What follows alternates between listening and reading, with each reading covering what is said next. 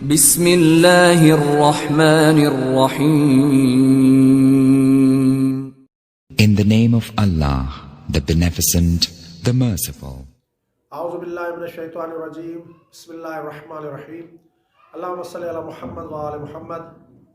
مومنین کرام، جیسا کہ ماہ مبارک کے رجب آخری مراحل میں ہے اور عنقریب ہم 27 رجب المرجب میں داخل ہوں گے. 27 رجب المرجب کی رات کی بہت زیادہ فضیلت ہے، اور یہی وہ رات ہے کہ جس رات ہمارے پیارے نبی حضرت محمد مصطفیٰ صلی اللہ علیہ وآلہ وسلم مبعوث رسالت ہوئے. اس رات کے بہت سے اعمال ہیں کہ جن اعمال کو انجام دینے کی بہت زیادہ تاکید کی گئی ہے. اس رات کے بارے میں حضرت امام ابو جعفر جواد علیہ السلام سے منقول ہے کہ مولا نے فرمایا کہ رجب المرجب میں ایک ایسی رات ہے کہ جو رات ہر اس چیز سے بہتر ہے کہ جس چیز پر سورج چمکتا ہے. ہر چیز سے، یعنی جس چیز پر سورج چمک رہا ہے، ہر اس چیز سے بہتر ہے وہ رات. اور پھر مولا نے فرمایا وہ 27 رجب المرجب کی رات ہے. اس رات رسول اللہ صلی اللہ علیہ وآلہ وسلم مبعوث رسالت ہوئے.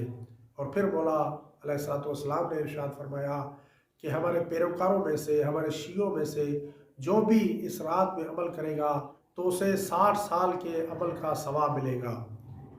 مولا سے راوی نے پوچھا کہ مولا اس رات کا عمل کیا ہے؟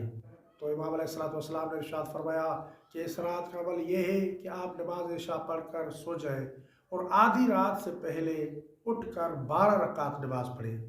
ان 12 رکعت نماز میں سے ہر رکعت میں سورہ حمد کے بعد قرآن مجید کی آخری کوئی بھی مفصل سورہ محمد سے لے کر سورہ والناس تک کوئی بھی ایک سورہ آپ تلاوت کریں. اور جب آپ سلام نماز پڑھ لیں اور نماز مکمل کر لیں تو 7 مرتبہ یہ صورتیں پڑھیں: سورہ حمد، سورہ فلق، سورہ ناس، سورہ توحید، سورہ کافرون، سورہ قدر اور آیت الکرسی میں سے ہر سورہ اور آیت الکرسی کو 7 مرتبہ پڑھیں. کہ یہ 27 رجب المرجب کی رات کا عمل ہے. مومنین سے گزارش ہے کہ اس عمل کو انجام دیں اور ہمیں بھی اپنی دعائے خیر میں یاد رکھیں. وما علینا الا البلاغ المبین.